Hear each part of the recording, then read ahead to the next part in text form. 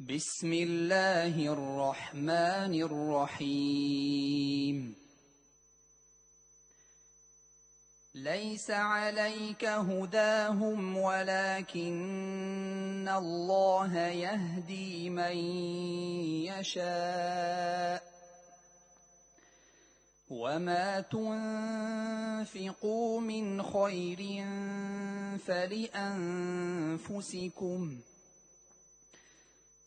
وما تنفقون إلا ابتغاء وجه الله وما تنفقوا من خير يوفى إليكم وأنتم لا تظلمون. للفقراء الذين أحصروا في سبيل